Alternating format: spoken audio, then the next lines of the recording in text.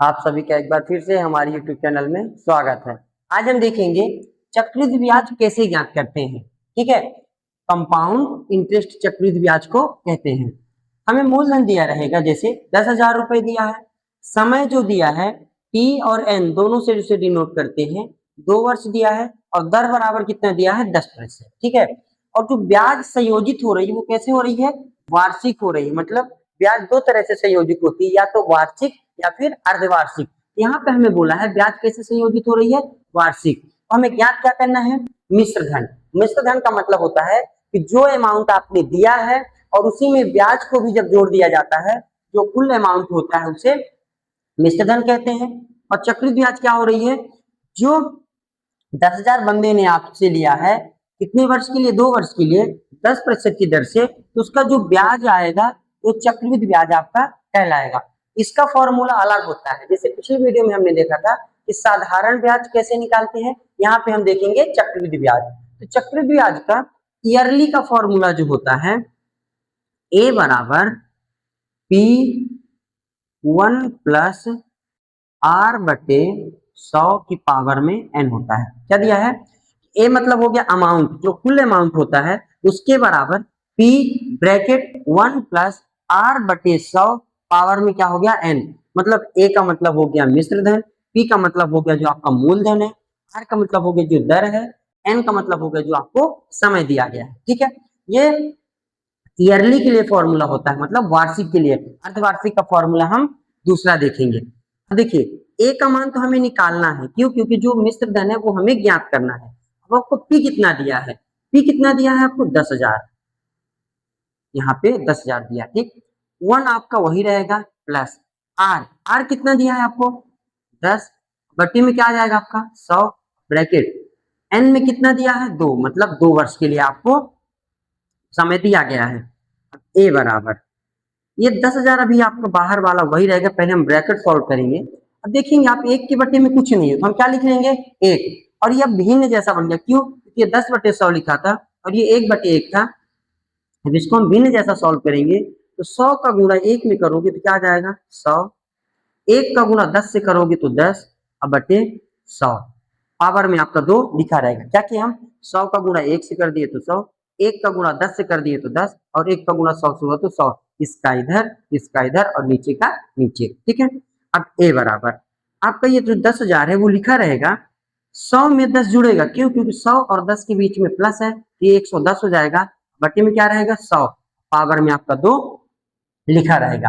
अब next step में ए बराबर आपका 10,000 वही लिखा हुआ है, अब 110 बटे 100 के पावर में 2 लिखा, तो इसको आप 2 बार अलग अलग लिख लीजिए, 110 बटे 100 गुणे 110 बटे 100। इसको हमने 2 बार क्यों लिख दिया, क्योंकि इसके पावर में 2 लिखा। अब इसके पावर में 3 होता तो हम इसको 3 बार लिखते, 4 होता तो हम इसको 4 बार लिखते। अब आप यहाँ पे देखिए कोई चीज यहाँ पे कट रही कि नहीं कट रही, तो आप ध्यान से देखोगे 1 0 2 0 3 0 और 4 0, ऊपर कितने जीरो काट दिया हमने 4 जीरो, तो नीचे भी देखो 4 जीरो, 1 0 2 0, ये 3 जीरो 4 जीरो, जीरो से जीरो क्या हो गए, कैंसिल हो गए। तो आपको क्या बचा, यहाँ पे आपको ए बराबर 1 बचा, 1 का तो कोई वैल्यू नहीं, क्योंकि 1 का गुणा किसी से करोगे तो वही आएगा। तो आपको बचा क्या यहाँ पे, ए बराबर 110 गुणे 110, क्यों, क्योंकि ये 0 0 आपके कैंसिल हो गए ऊपर वाले 0 0 से, यहाँ बचा 110 और यहाँ बचा 110।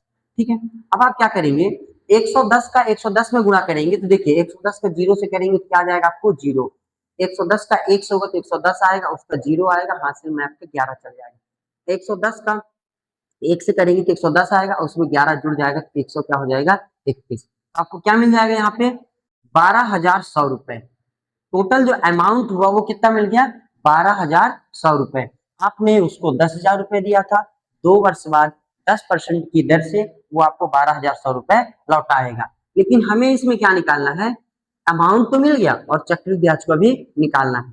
तो CI बराबर क्या होता है, जो अमाउंट कुल रहता है उसमें से आप मूलधन जो P है प्रिंसिपल अमाउंट है उसको आप घटा दीजिए, तो CI आपको निकालना है।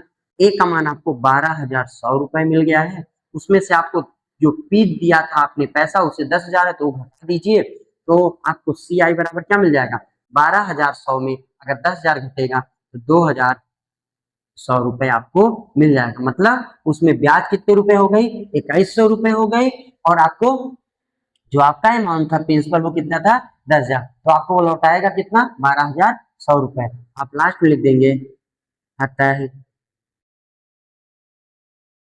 मिश्र धन ए बराबर क्या मिल गया, 12,100 रुपए, और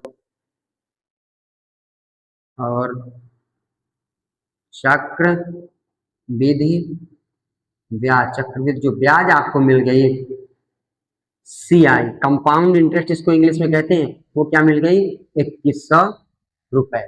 ठीक है, एक बार और देखिए, आपको क्या दिया था, P बराबर आपको दिया था 10,000, मतलब ये मूलधन है, ये समय है, और ये दर है। एक बार और मैं बता देता हूँ, जो राशि आप किसी को उधार देते हैं उसे मूलधन कहते हैं, जितने समय के लिए आप देते हैं वो आपका समय हो गया, और जितने प्रतिशत आप उसको बोलते हैं कि हम ब्याज लेंगे वो आपका दर हो गया। यहाँ पे दर 10% था। ठीक है, अब आपको यहाँ पे बताया गया कि ब्याज वार्षिक संयोजित हो रही है, और मिश्र धन और चक्रित ब्याज आपको निकालना है। ठीक है, तो पहले हम जो वार्षिक संयोजित होती है उसका जो फॉर्मूला होता है ए बराबर P 1 प्लस R बटे 100 की पावर में N। ठीक है, अब ए आपका वही रहता है, P की जगह क्या हो जाता है 10,000, ए का जगह एक जो लिखा वही रहेगा, प्लस R की जगह 10 बटे में 100 पावर में 2 आ गया। क्यों, क्योंकि N बराबर हमको 2 दिया है।